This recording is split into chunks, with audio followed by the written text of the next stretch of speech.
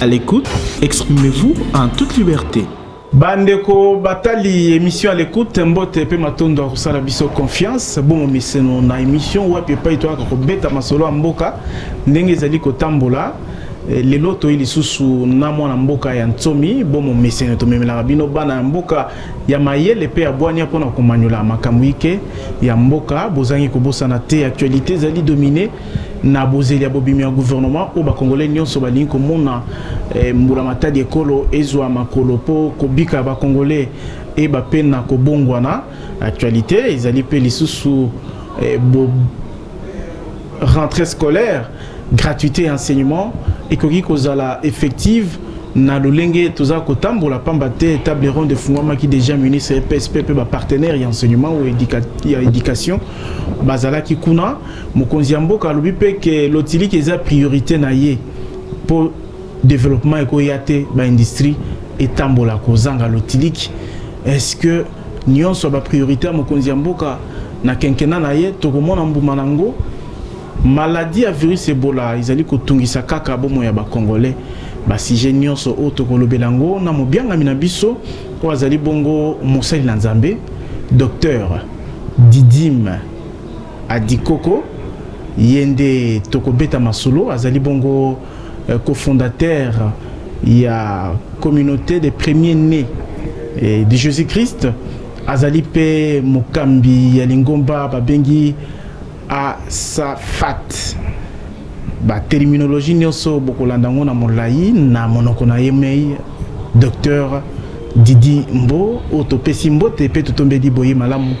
na émission à l'écoute mbote ndeko Kadafi tozali lesengwa koyamba yo na yebi ete tokolobela vraiment makambo na Nzambe pe mingi na kati émission oyo et puis impact ya losambo na ba différents domaines on a outil kotanga ya bomo ya ba congolais pe ya mboka Congo démocratique mais na lobeli ya wana ebandeli makambo bobimi ya gouvernement. Est-ce que si je wana ezali pe ko intéresser ba pasteur pambate mokonzi ya mboka uta Luanda alobaki que gouvernement ekokoki kobima déjà jeudi ce qui a qui monture ya premier ministre ndeko Kadafi kobima ya gouvernement ezali kozela mana bisu nyonso parce que bisu toza basali ya Nzambe parce que soki mboka ezotambola malamu te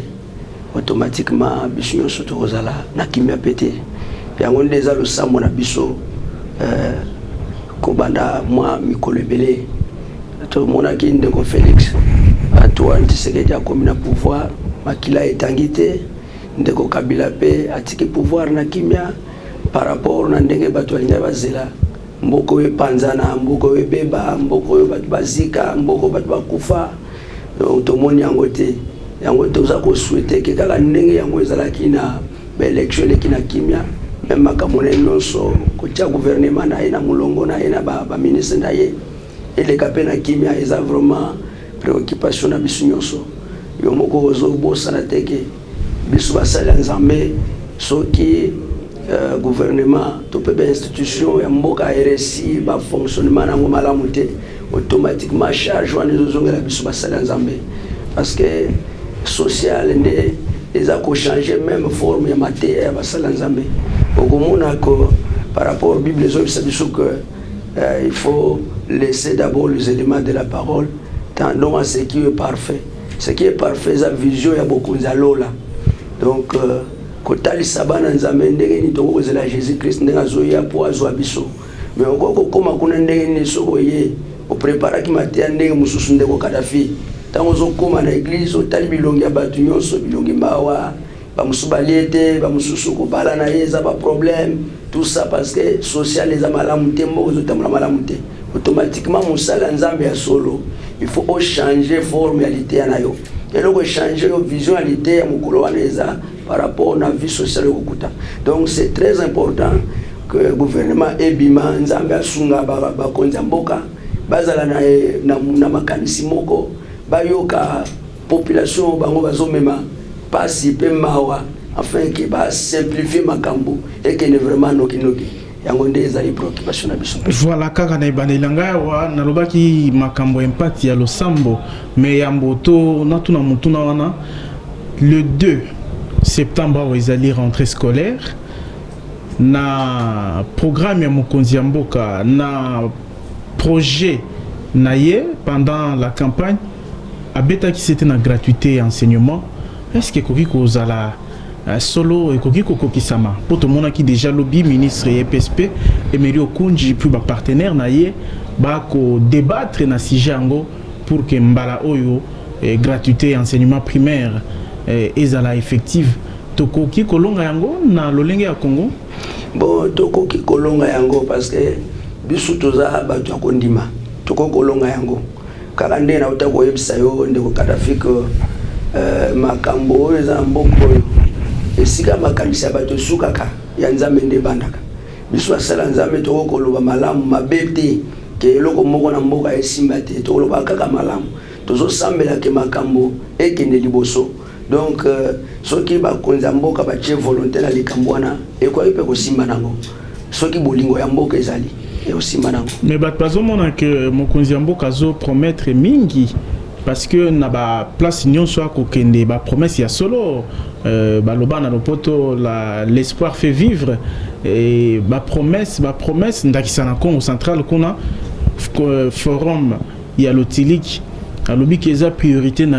mais kasi ba priorité on apparemment zo comme mingi. N'est-ce pas que ceux qui ont commis kozala pe moi kokoso pona et mon il y a tout vis-à-vis ya ba maloba mokonzi mboka. Bon koloba ke mokonzi mboka zo promettre ezo kokisa mate c'est pour ngai en tant que musala nzambe nazo mona ke batu baza mwa mbangu mingi parce que mboka oyo kufile lote mboka kufi biso tozaki bana mike. Aujourd'hui nous avons plus de 40 ans to vivant na kati ya esengo penda ya mboka ote muto ayo kozwa bokonzi na décembre lelo tozana na 8e mois na sanza ya mwambi pona koloba ke mboka ebonga kaka na baton lokola baton magique moko ezali malamu te. Donc soki aza ko promettre eza promesse na eza par rapport na mandat na ye totalela kaka lelo te na losamo na biso eza ki ba promesse ya zo sala ekokisama. Donc total na mandat na bien que ça passe mais ça impossibilité et kokipe kokisama ba promesse na ye. Donc tous ala kaka patient total la ye to pese ba chance omoni ndeko Kadafi eloko mususu na kwa koloba to na bande ko na biso balandi télévision na biso que Congo ezambuka munene Congo tozana makambo ebele Congo ezana ba domaine ebele oyo batu bakoko sunga pe mokonzi ya mboka azaye moko aza na makeyele nyonso te ndenge batu bazokanisa. Donc mayele nanga na mayele na yo ndeko Kadafi na mayele ya ndeko kuna so tosangisi yango tokoko zo pe résultat ya malamu. Donc Congo ezamboko ba détruire yango mwakala ba bebisi yango mwakala donc e bebi mwakala pona mutu aya kozwa charge ko bomsango na automatisme eza moins impossible si ce n'est que pour que a reçu to pesa e maboko bisu nyonso ba congolais mutu na mutu aya na makanisi oyo ya zanango pona koya ko soutenir mokonzi mboka na gouvernement na ye e ko simba bisu pe na kona nkana biso lokola tozala ngambo ya losambo milimo ye utakara nord est sud na bato bayini ya Congo tokokimisa ngo na losambo pe e ko simba te mboka ye ko bonga kaka ndeko Kadafi mboka ye ko bonga eza malamu kozala na elikia kasi milimo ngo bokimisa ngo ndeni po e bolelingi kotika Congo te ezali pe molimo te boko bengana parce que mokonzi mboka ndenge uti koloba zubo konzi kala mingi te tozokende déjà 7-8 mois mais motungisi insécurité pas ebola pe et comme insécurité ya monene ko kipe ko kotsa biso na ba différence na ba voisin puis na bikolo mususu ya mokili nini bozo sala na cadre ya losambo pour muke toyoki kuna frontière ya Congo na Rwanda na nzela ya Goma bakangi frontière ya Congo na nini bakangi pona ndenge nini kasi puissance ya losambo eko révéler bisote et bolewuti wapi puis ekoki kosunga ba scientifique te losambo mapi bon ko lobake ko kosunga te biso toujours na losambo pona ko luka source ya eloko wana esikeza ezali pe ko affaiblir makanisa mokonzi mboka peut-être alinga investir de 100 millions dans le secteur X, mais improvisation mongo ebimi, maladie mongo ebimi, ou comme une priorité, Nio Soana et Kogipe Kopesa mon boulot. Oui, ils ont fait ça quand même Kimete, même Gatanga et Tango, ces derniers temps, on a dit qu'au Bimana Thaïlande, de Thaïlande, Chine, Nairobi. Je pense que Nazouaki, moi, humiliation, dans l'aéroport, il y a Nairobi, bazo tunanga et aux Congolais, batunyo soit comme on dirait qu'au Banga Congolais, parce que maladie, on a ils ont préoccupé pe batum sous même ata ba joueur na biso temps bazalaki na okena Egypte donc ça qui malamuté alors en fait likamonyo so eza ko tala likambo mboka na biso il faut vraiment to luka cause nango eza nini parce que Congo eza poubelle ya mabete Congo eza poubelle ya ba virus te Congo eza poubelle ya nini te nyonso wana eza ko dépendre pe na vie sociale ya batunde ko Kadhafi parce que ba maladie comme la poubelle nango comme Congo ceux qui mutumo abeli rougeole au monde ndako mususu rougeole les yeux donc tout ça eza conséquence ya la vie sociale ya mabe yango biso toza kosambela makasi pour que nzambe asunga côté wana mukonza mboka a réussir vraiment na vie et la vie sociale parce que la vie sociale soki eza malamu te eza vraiment kosala ba dégâts na ba secteur nyonso vraiment ndeko na ngai parce que vie sociale soki eza malamu etindaka mutu se protéger mutu azwaka ba soins normalement mutu asalaka ba examen na bien mutu azwaka donc c'est vraiment base ya makambo ebele so vie sociale eza mabe eza lokola boza na satan pembeni na bino ata bobengani ya okimate donc il y a d'autres choses même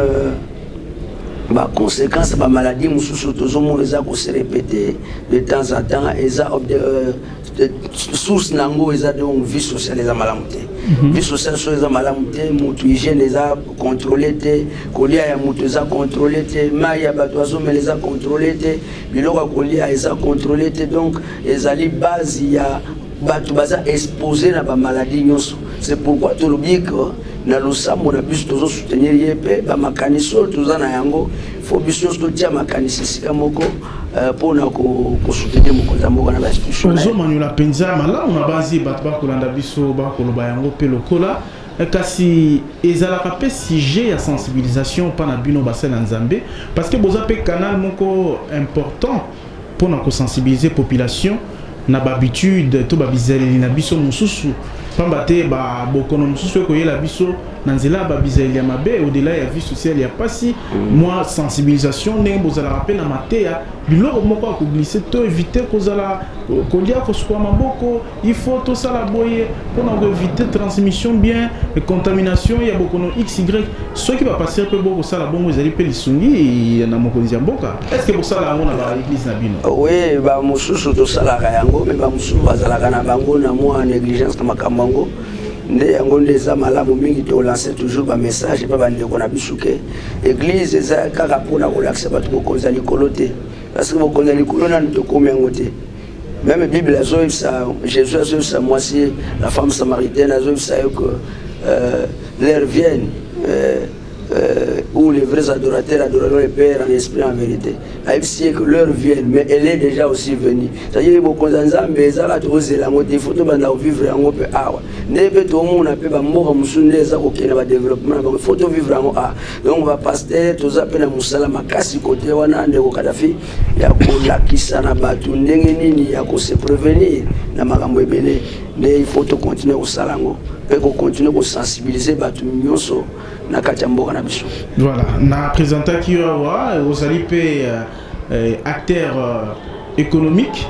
au-delà il y a casquette il y a qui pasteur pour na occuper la police aux alliés enseignants autant isaka ba sala nzambe kasi nalinga ki mingito lobela pe sujet au Italie vraiment yo pambate biso magazine qui live pour participer qui na sortie officielle na éviter ceux qui te robé en bongo il y a ASAFAT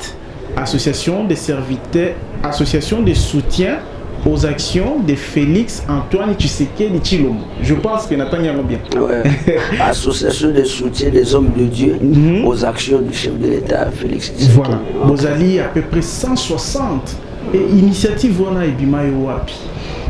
Ndeko Kadhafi kaka ndenge nazoyebisa yo nde nayebisaki oko ba Congolais ya makanisi malamu bazali ba Congolais ya makanisi malamu bazali oyo soki pe gouvernement na biso na mokonzi ya mboka atie matoyi pana bango mboka yo kobonga. Donc initiative ya Safato, association de soutien des hommes de Dieu aux actions du chef de l'État et Bandi de l'Oté et Bandi Tango Ndeko Félix a commis président de la République na Bandi Ango ngai na 7 personnes basala nzambe tozaki 7 mais initiative ezalaki yanga depuis 2011 vous avez déjà pasteur nazaki déjà pasteur na banda ko kamba esika yepe banda ko sambela liboso parce que avant que de Philadelphie azalaki na biso na Pongabi to banda ko sambela naye ngana azalaki pe parmi ba pasteur oyo to zalaki wana mutamemaki ngana église wana eza ndeko naye son frère paix en son âme le apôtre Guillaume ya kufa ine mutamemanga kuna c'est par là que naibaki ndeko Félix azalaki na esprit ya leader banda kala eza lelo pona azu pouvoir te biso basala nzate banda omona ngo déjà parce que na église wana place banda okamba na Pongabi azalaki président ya papa azalaki président ya papa actuel président de la République oui actuel président de la République azalaki président ya papa c'est pourquoi biso basala nzate tolo ba que soutenir ndeko Kadhafi tozana esengo parce que omoni mususu akozala yebi source ya mutu te esika mutu ayebi bandaki makambo ya yebi te biso kwa to yebi ndeko Félix croyance na ya en Christ esika yango bandaki c'est pourquoi to na doute te ya ko soutenir parce que to yebi kazana molimo musantu donc tango kaka babandi élection ya 2011 esalama ndenge yango yebi mboka na biso makambo salemaki mukolo moko abengaki ngai yaka Dr Didim nazana posa na yo to tamona mutuka na ye tango to komi na memling fallait azwa visa na ye akende poto asoma plutôt billet c'est comme ça pour biso tikala libanda tango makambo nyonso eleki wana batu bakufi na mboka makambo esalemi ebele na élection ya 2011 wana yo moko oyebi moya kozongela yango lisusu te ngai esalaki nga pasi kolanda maloba nazoka epai ndeko ndenge nini azopesa ba ambition na ye ba vision na bango ya IDPS. Mais à l'époque ezalaki papa nde azalaki candidat président. Oui papa azalaki mais biso pe to banda ko mona déjà ndeko makanisi ya banda ko zala nango parce que musala nzambe ndeko Kadhafi eza muto ya mona kade ya liboso musala nzambe azate ke lelo moni ndeko Félix akomi na présidence okomi ko lukaye pour ayeba yo là c'est la vision où ezali lointaine te moi musala nzambe mona liboso pe nzambe ya solo aisaka mutelo ko zo ya liboso. Est-ce que bino boyebisaki ye bon ngai personnellement na banda oyebisa ye aza témoin makambo na zolo bo na flatter te parce que na bandi na elelo te donc to banda ko soutenir donc depuis 2011 de na bandi association ba démarche na nyonso ti tango papa ekokufa to banda toujours ko soutenir ye na papa na tango papa ekokufa to tiko soutenir papa parce que to soutenir sumo oite ye a commission na ebonga ya rassemblement to banda ko soutenir ye na mabondeli na tango wana oyebi mwa ko banga ezalaki ndeko Kadhafi nazovana na ndako na bandeko wana sobaye tozosambela biso nyonso longo ti tango azokende même meeting na Saint-Thérèse so toyoki ka programmer eloko moko boye na programme na ye ngana bandeko tokote mabondeli et toutefois na bandeko oyebisa ye so na solone na téléphone ndeko tozalaki boye bandeko remercier donc c'est une initiative qui n'a pas commencé aujourd'hui parce que ndeko a commis président et bandaki déjà na 2011 toi non zobo ya batba preto bentention ndenge uti goloba batba preto bentention te que pasteur docteur Didim a poussani pembeni ya mokonzi ya mboka ezali po amoni ke impériaux mais côté wana yepe aluka pe ko tirer mo couverture azo pe mo eteni na ye ndenge ba chassa ko tirer couverture bien le col impériaux mais c'est pas vraiment ma vision ngai nazalaka lokola ba congolais nyonso te en tout cas ba congolais bazala lokola biso soki to poussa pe ben mokonzi to sungai parce que ayebi ke nazalaka matérialiste te ayebi yango très bien nazalaka pour moni ndeko journaliste eza malamu te soki ndeko Félix azwi pouvoir lelo biso nyonso tokomika makanisi kaka apesanga poste apesanga musala akabelanga mbongo mais akokabela mbongo totongi bimeuble autonome immeuble kotonga immeuble za nani fin du monde te otonga immeuble mais oyo za musala nzambe bana oyo zo kamba wana est-ce que bango be ba otonga immeuble na mbongo Félix akabela yo ou na mbongo ndeko tela akabela yo. Donc biso toza na vision wana te vision na biso za ke mboka ebonga parce que mboka soki ebongi même bana ya bana na ngai bakokololo na ngai bakosala toujours bien ndeko Kadhafi au lieu de ya kokendeka kolukaluka. Et pour surtout ce qui est très dangereux encore que ceux qui biso nyonso tokomi na posaka tozala na bokonzi tozwa gouvernement tozala na baposte sikona na kotravaille po mbongo wana ebanda kokota na kati ya caisse à l'État oyo biso tozoluka kokende kozwa kuna. Donc nous ne sommes pas là d'ailleurs je suis commerçant naza commerçant vision na ngai eza kutu na apporter un plus na pouvoir na ye. C'est ça ma vision. Tokolobela un plus au lingio apporter mais mutuna ba pe ba tuna bobandi à Safat depuis 2011 oyo vision yela ki yo pi bobanda ko sangana pona osambela pona mokonzi ya mboka ya lelo Félix Antoine Tshisekedi Tshilombo. Mais boni kasi bolingi bobimisa ngo na poisaka pour komi mokonzi pour depuis tout ce temps bobimisa yango penza libanda boite pour les lozolo bango oza vraiment à l'aise oza na plateau à télévision oba kotala yo na Kinshasa puis na mokili nyonso. Bon pona kobimisa ngo yo moko bosanité to utira ba période moko ezalaki malamu te nga bakanganga deux fois na ndako na nga na 4h ba policier ba kotela ngai 7 policiers bakanga ngai ba tuna ba téléphone na ngai. Deuxième fois anera yaki akangaki ngai pe na ndako na ba 6h quand après culte matinal boyo tomoni ozala kotinda maloba mabe pona président Kabila bolingo longole na pouvoir bosala coup d'état na président na ibaki tenzo ka numéro nanga tellement que na banda ko solola na ndeko président actuel donc peut-être banda ko landelango mais heureusement ngana zaki nanga politicien tenzambe abundela ngai donc moi bobangi pesa laki par rapport na ndenge makambo ngo banda ko wala na banini bazo salo ba interpellation na 2016 2017 même 2 mois avant même l'élection il y a 30 décembre ndé anera yaki ko kanganga na ndako mais na zoaki grâce tokola kutoza basala nzambe bamona yake ba vérifier nazana makambo moko ya mabete bakoti na ndako bamoni nzambe pa bundeli ngai donc ezaki na mo ba crainte mususu par rapport na régime oyo utaipe koleka moi brutalité bien que ko kozala ndeko Kabila banda ko iba makambo nyonso te me bato so banda ko sala makambo mususu yo zobebisa pe kombo na ye indépendamment pe na volonté na ye yango nde moi ko banga ezalaki bongo mais toutefois tozalaki na contact na ndeko ko ayebaki nyonso banda osala même sortie officielle à l'église nangai na 2017 azaki na invitation aisanga ndeko kene na ndako tikala invitation malheureusement azaki na poto pona makambo na ya politique azwaki tango ya koya te. Donc lingo expliquer biso pena que président Félix c'est un chrétien pur. Effectivement c'est un chrétien pur d'ailleurs azaka na makana na momesi na obenganga frère ndeko na ye donc ngana muna nzoto bona ndeko na ye te ngana ndebando de lui il est de Kasai mais so kaso benga ndeko c'est par rapport à Christ de yango nde donc c'est un chrétien pur. Donc culte d'action de grâce au président organisé tout le monde est par-ci par-là ba ko publier na ba réseaux sociaux afukami ba passer ba ko sambela lingi ko impressionné ba tout ezali ndenge yazali. En tout cas je vous confirme que za ndenge yazali abandi na tiro na bandi lango lelo te e bandi banda kala ça fait un problème na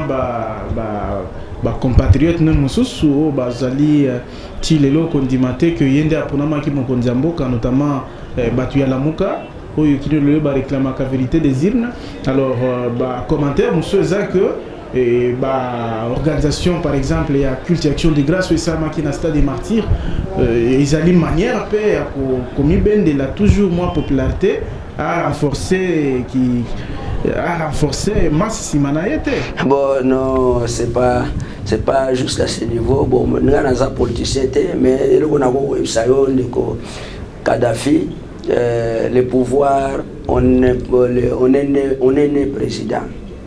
On est président. Oui, on est né président, on est né aussi comme on est né aussi serviteur de Dieu. Moi, les lois, je ne sais pas pourquoi. Les lois, les journalistes de Kadhafi, ce que Bota Mara journaliste, même attends forcer ngo batu ba ressentir que journalisme na yo na batu mususu muna muto ya forcer omoni tango balanda ka émission na yo ndeko Kadafi balanda ka émission na makasi eza yo to ebisi bango ke balanda ka émission eza batu mususu pe ba banda avant yo mais émission na bango pe zo kanate. Donc c'est un problème de vocation. Le pouvoir oyo Félix azui ngana zomona yango ke ezali eloko ebandi lelo teza makila na partout tala nanu na église nanu ndeko Kadafi abani na président ba papa na ya kufi il faut kolanda kapé ba banzela même Joseph alobaki alobi na loti na lali na loti na moni ba minzoto 11 na sanzana mo eza kokumba melangai. Donc les pouvoirs ne se donnent pas. On est né président, on est né chef, pas botamaka. Même à Tatango Moïse, Bandeko, Bélé Bazalaki, Bandeko Moïse, Bandeko Mbemba, Bandeko Misu Bazaki dans l'opposition. Mais pas comme un rassemblement, Tango Papa Koufa, mais au Tekagaye. Kakaye. Est-ce qu'il y a ça qui va effort pour que Akomana Stade Oyo, Yakoma Kiwana. Donc c'est pas les efforts, mais c'est ça Makila ou Botamaki na Katinaye. Manga en tant que Moussala Nzambe, na ko ba ke même élection to sala go ezanga nango ba formalité. Ba ko peso pouvoir le mais soki eza ya yoti batu ba olinga yote ndeko na ngai. Batu ba olinga yote parce que pouvoir yote pa ya Nzambe, quelle que soit ba forme nyonso yango yaka. Nzambe aza compliqué. Nzambe azalaka ndenge batu bakanisaka te. Et puis mboka oyo kobosa nango te ndeko Kadafi. Eza mboka batu bakanisaka na ndenge bango bakokanisa kozwa résolution te. Tozo lukaka ba résolution to likango boyemeye na ndenge mususu. Donc eza mboka oyo Nzambe avanda awa na mboka oyo. Mboka oyo kosaka na mboka mabele ki mingi yango batu bakomo douter même Nzambe yango obo présentera biso si réellement azalaka pona Congo ou bien ezali bino pe bo chaka biso ga mafuta. Non, tozo tchabel mafuta te, tozo tchabel mafuta te. Esika nyonso bitumba ezalaka makasi de bénédiction ezalaka makasi ndeko. Esika nyonso bitumba bénédiction ezali yo ebiba na Israël nde babundati. Babundi Israël lelo zo benga bango bana ya Nzambe référence na biso batu mingi balobaka boye. Donc même évangile tote Bible makambo ngo ebanda kuna. Mo ebindenge ba souffra po bakoma ndenge bazali lelo bakoma référence ya mona mango Nzambe. Donc le Congo c'est un pays béni, toujours flatté batute, toujours bundisa parce que ezana boko ezana nkité belé na mboka na biso. Pe basali ya Nzambe pe bana Nzambe Nzamba poni bango ebele bazana kati ya mboka o. Ebele bazana kati ya mboka yo mais pasteur docteur Didim Adikoko Ikoko. Oh. Docteur Didim Ikoko ndenge nini okomaki na niveau ya ko séduire 160 serviteurs 160 pasteurs leaders il y a ba église ba avaler vision na yo ya ko soutenir le président de la République Félix Tshisekedi. Bon d'abord pour l'information là yo ngana sa deuxième personnalité dans la communauté de premier c'est peine en sigle. Donc tous ans nous na 68 églises au ya communauté na biso apôtre Nabiso, apôtre Séraphin, au Nazopesa Mbote,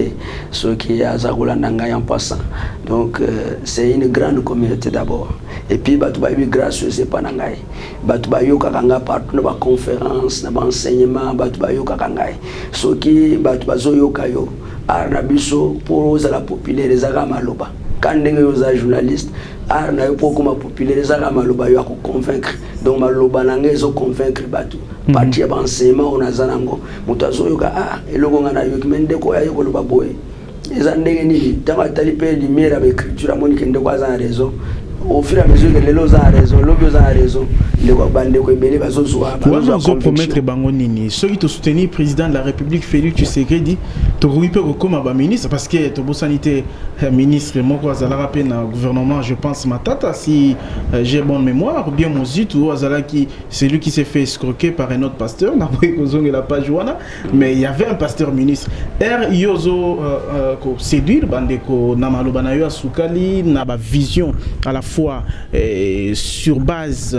biblique. Oui, ça va mon limite. Tu peux ministère, conseiller. Non, pour la okende kuna na wetiko lo bangwawa. Bisunyo sotoko kele tetoke na gouvernement. Alo ba ndeko rafiki. Toza na souci ya okota na ba institution ya nazwa poste ministériel. Non. biso na convaincre batute na ndenge wana pour baza vraiment ndena mona ki jour wana baza pe content na faire ango baza content parce que bayibi ke naza na makanisi ya malamu naza ko rassurer mutu nyonso parce que la plupart baba ressortissants à Kasai parmi eux non baza toza na tendance confondue ba tu Équateur pe bazali ba tu ya Kasai bazali ba tu ya Est bazali donc toza vraiment confondus ba tu ba nous pe bazali ba tu nyonso bazali Congo central et oui, Congo central donc ba tu nyonso bazali mais dis-moi tango loba ke biso to soutenir mokonzi mboka vous devez vous attendre aussi à quelque chose mais on entend que le Congo puisse aller de l'avant principal besoin mais oui c'est ça mon frère et là on soutient les na uti loba ngwa Félix ako kabelanga lelo $100,000 $500,000 na osana ngoni même atana tongi bandako na otonga bandako na musala nzambe te mission ya musala nzambe yo moko yebi Jésus alesaki bato après avoir côté ya bango te faut doter bato loba si mato zo apé soin ya ba vie sociale na bango ngana ko zo mbongo lelo ndeko bato batonga bandako na tango ya mobutu lelo bandako zesu na valeur te au monde ba construction ça e maka lobby lelo ba komo longola ba tol ba komo changer ngo susu oh to monde za malamu te za mabe ngana lingi bongo te donc vision na biso za mboka na biso bonga ndeko sala ngama watango na komaki na ngwanzu na kutana na opérateur économique moko pona nazo ba formation ya makambo ngana lina sala na mboka na biso na tuni comme premier ministre na bino ayebi ete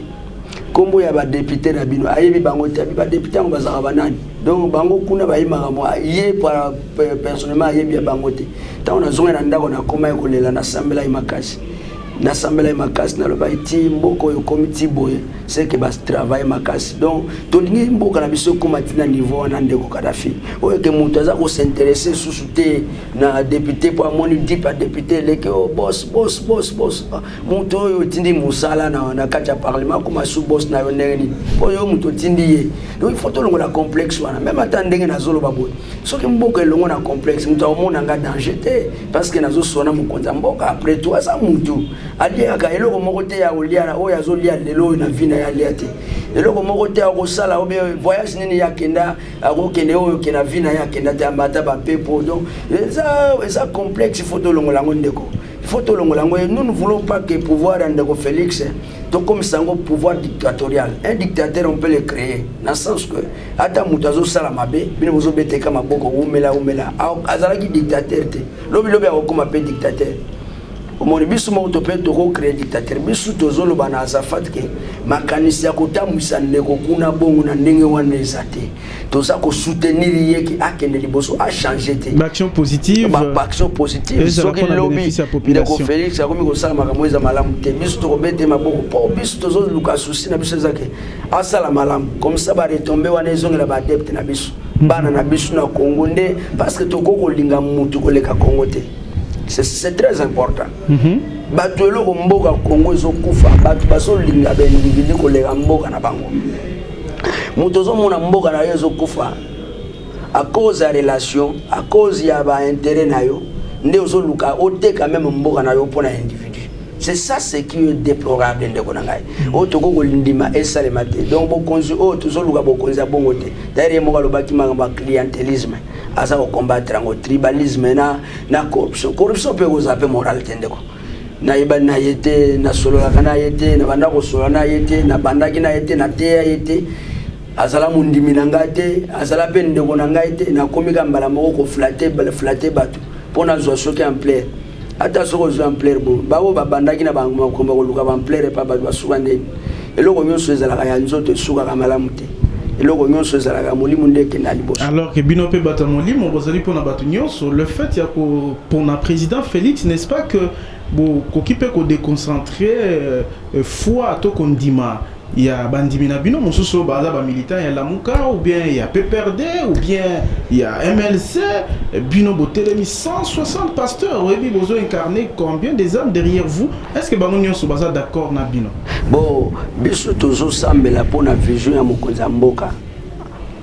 En particulier mais en général tozo sambela pona ba politiciens nyonso. Na kati association na oyo ka tozo sambela pe pona fayulu. toujours sambela pona mbemba nzamba salani asunga bango akoma président na place afali non to sambela bongo mais koko kuma pelobi lobi ndeko mboka eza ya mutu nyonso kuma pelobi lobi bongo ke soki pe azana patience atamusi politique no malama kuma be mokonza mboka donc toko kozala wana te pona ko yebisa ba d'ailleurs na kati wana eza ba pasteur mususu baza ba tendance à la muka mais ba soutenir président Sigo bazo soutenir président Félix na convaincre pe bango ke botika makambo mboka na esika yango elinga kende nzamba li asepelite asepela ke bisto za ndenge tozali boye bo soutenir mokonza mboka pe tozo samela pona batu nyonso o baza bakonzi na biso ya mboka na biba politicien na biso parce que soki to samela pona bango te baza bakonzi même bible la ba ke bango ba komi lokola ba serviteur de Dieu si baza ko servir nation wana eza considéré lokola l'église et pas ya nzambe donc so to sameli pona bango te kimé ozala te donc bango nyonso en général to samela pona bango mais en particulier nde l'action ya président Félix nde bozali ko soutenir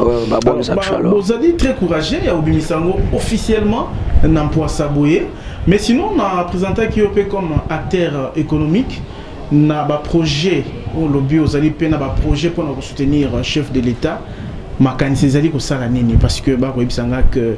Tokomi est vraiment haute thématique de la émission. Pour un projet, nous avons un projet à soutenir dans le domaine de la charcuterie, par exemple. Des domaines où on a vendu depuis plus de 12 ans. Naza kolingana soutenir les côtés wana parce que ndeko Kadhafi ba dégâts ebele zo salema na mboka na biso na domaine ya kolia soki na démontrer yo parce que ngana za chimiste so na démontrer yo ba dégâts ebele zo salema awa même 30% ya ba AVC zo salema na mboka eza pona kolia na kati ya monde ya charcuterie na zana projet munene na soki ba konza mboka ba soutenir ngai na ko implanter vraiment charcuterie moko munene na ba chambre froide nango na ba na domaine ya élevage domaine agriculture nde ba bana mboka pe ba kozwa misala mwa mingi pour un premier temps soki na zu financement nango na zu appui nde na ko se servir na ba jeune surtout pour un premier temps dans un trimestre na ko engager 353 ba jeune pour na domaine wana parce que charcuterie domaine ngana vandeli eza domaine moko babenga ngo ce sont des domaines dangereux eza ba domaine moko très dangereux oui na yekolango na chance a wa pa ya mundele moko aza portugais inde place papa na biso azalaka koko na ngai azalaka cuisiner na ye donc nde na yekolango bongo na yekolango na zo expérience nango makasi yo binanga okenda pe ba séminaire na ba mboka mususu notamment ba étude mususu que nous ça na Belgique bon na Belgique te nazaki nanu na salaki yango na Ngwanzu ta na sisi na Ngwanzu na ke formation na Shanghai nde siga na kende ko yekola susu ba machine wana na iba mayele ndenge nini loko toko ko sala parce que omoni na mboka na biso tout ça toujours na vision ya ko importer or tandis que ndenge na kende ko yekolango toza na facilité ya ko sala ngo biso moko awa par exemple ba boyo moko toza nango awa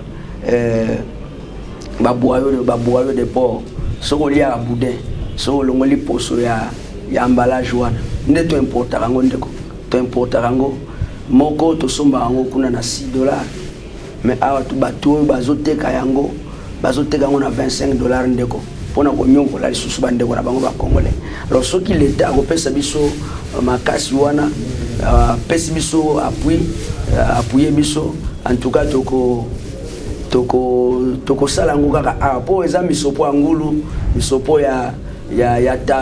taba ya meme ya ngombe donc eza domaine moko na vandi na makasi neto simbi bobenga yango nde boyo oyo nyonso mbaleza ba boyo oyo eza artificiel oyo eza boyo naturel ba boyo oyo toza ko importer yango na Chine toza ko importer yango na Belgique toza ko importer yango na France les deux tous les deux mais tandis que eza ba sachet oyo eza sachet ya pamba comment toko ko importer lo wa boy peta musoso bunga et bungi 2 mois bo sala subude te na mboka pona sachet ya pamba oyo pe toza ko importer yango kuna za 1 kilo nango kuna to soma on a $7 na Chine za $1 place mosusu kosomba na 6 dollars, mais na Belgique na France na 6 à 7 euros. Donc eza misopo ya ngulu ndeko ndenge na yekola kango na kende ko yekola ngo eza misopo ya ngulu oyo monaka babude babengaka basebo wana nde yango basala na oyo. Alors donc emballage ya boudin, emballage nyonso eza ba emballage oyo congolais toza incapable ya kosala ngo na mboka na biso ndeko Kadhafi, tandis que ngana kena yibi mayele na bango na convaincre bango bakoti singa na nini ndenge na comprendre nyoko yosa osala na katia banini. Donc yo le loto boza capable à la fois ya kosala ba bouillon ou bien nini? Oui, ba boyo ya sachet comme oyo ya ça capable ndeko na ngai na ça capable pe ya kosala ndeko me boudin si to bandai déjà kosala sala donc de loko banda otira bisuka biloko oyo. Donc soki to bokoli ngulu na biso ba bomi ngulu na biso to zuba intestin na ye to kotsa ngona ba machine wana to tie mungu a esili eza na ngone lo mususte ne loko to zokende to longwa na mboka na biso pour to kende kozwa ngona France na Belgique na Chine. Vraiment c'est ça passe makasi ndeko na ngai. Donc ba biloko ekubana kosala na Congo, mais tout le monde a peu ba boudin mususu za importé. Oui, ba boudin mususu ezalaka importé, mais o ezo ezalaka importé wana eleki o biso tosalaka wate quand même ndeko biso toza capable de faire biloko bien, mais tozo parvenir au sala moté pour nini pour toza soutenir donc yango nde ozomona toza ko bunda tout ça la soutenir ceux qui vraiment toujours financement ya malamu to ça biloko malamu. Projet Ezali vraiment intéressant. Je crois que Bozali mingi na domaine kaka ya boudin ou bien na ba makamusu sukaka. Domaine ya boudin, élevage, ya agriculture, nde yango de tozali. Na zonga ma mukende ko. Très rapidement. On eloko na FSA que webi que population na biso ya Congo surtout à Kinshasa est exposée. Au moins ba boudin par exemple zo salema lelo. Tellement que coût ya biloko ezali kolo. Ba charcuterie ba komi ko tia ba farine, ba zu ba phosphate, na nitrite na phosphate eza ba produit moko très dangereux ba produit wana. Bazo tiango ebele pour que e matisa moi dose na bango bazwa moi quantité ya mingi, mais yango ndezo eza penda ba source eza penda ba o ezo provoquer ba diabète, ezo provoquer ba tension, ba hypertension, ezo provoquer même ba AVC. Donc eza kitokote au moins ba produit nyonso bazosala surtout na balimitaire na otanga kombote pour soite na baoya koloba sunini OCC azosala musala na ye, mais tellement kayi azana bato bazana kata domaine wana te bato azolesa bato biloko ya mabende ko na ngai au moins mutu asali boudin aye koteka ngo na marché ndenge ni boudin na bango bakokolia oka ya malili so ba tiango na malili te ba olia te, c'est parce que tiango ba phosphate ibele atie pa na nitrite ibele or que yango ndezo provoquer liwa et pa ya bato. Donc vraiment bato bazana exposé. Donc boudin d'après expérience et puis étude au sala okolia boudin ateza na malili te boudin soki basala yango okolia yango ata après une semaine ke bakate so moni mutu akomi ko episo boudin na biso folie yango ka ya malili kaka, donc atie biloko mabe ya linga bomayo. Émission Esili docteur Didim ezalaki penza intéressant makambo koloba, donc boko soutenir mokonzi ya mboka kaka na molimo te pe na misala. OK. Maloba suka poto kabana parce que bandeko web singa que to komi vraiment na suka melamoni émission komi pena intéressante. Bon maloba nanga ezaka ke mokonzi ya mboka azala na confiance ba congolais. Ba bazama makanisa malamu lokola biso parce que webi ke mokonzi ya mboka ya uta kolongwa azaki na passe ya koloba que na zwaki même 15 personnes te. Donc il faut faire attention. Azwaka bato pembeni na été pour bazwaka ba misala, mais bato ba kosunga biso tozana pasi po tozolinga ke maloba oyo ndeko oya utia kolongwa Kabila alobaki que azui 15 personnes te biso tozoloba ke ndenge komi boy biso faut tozana parmi les 15 wana to renforcer mokonzi mboka. Donc nazo yebisa mokonzi mboka ke ameka kosala na makanisi azanango a soutenir vraiment ba congolais surtout biso ba oyo tozana makanisi ya malamu pe ba eza pe belé aluka bango na mayele nzamba pesi pour que ba soutenir mutu kota na domaine na ye pour que mboka ekoko bon mboka bonga na business mboka bonga na ba poste ya l'état te ba poste politique te mboka bonga na ba business oya ke koluka tokeko tondisi kesi ya l'état ne ozala ne malamu le to ke ne biso sa kesi ya l'état pona okabola ngoli susu wana mboka ko dinda susu makasi. Docteur Didim Dikoko tozaki na sengo ya kokabola ngonga ona yo na bazi ke sengo na pesa partager na bande ko nyonso o balanda ki biso tozaki na sengo ndenge tolobaka émission à l'écoute et la rabino kaka bana ya mboka ya nsomi ya bonya pe mayele et ceux qui ont landé émission na biso to banzi que bolandi fanatique te mais muto ko réfléchir puis azali na ba projet pour le développement et loko biso nyonso ba congolais tozali na ngobo senga totondi bandeko bazaki na nzela ya technique Yuris Mianteza Urson Yimbi Gelor Tawaba puis Christian Mangala bangonde basungaki biso pe docteur Didim Dikoko azalaki ye mon côté atambola kina bandeko babale banganga nzambe pe topesi bango mbote botika na kimia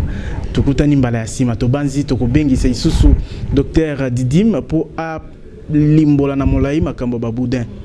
pour kozanga kobosa na AVC komi kozwa na bilenge nzoka ikobuta nango ka pembeni awa mbongo no moko esombi AVC docteur to banzi ko fungola biso mbala sima to sepeli mingi na ba révélation botika na kimia mikolo mizali ko ya to ko ya m'inviter mususu bye bye.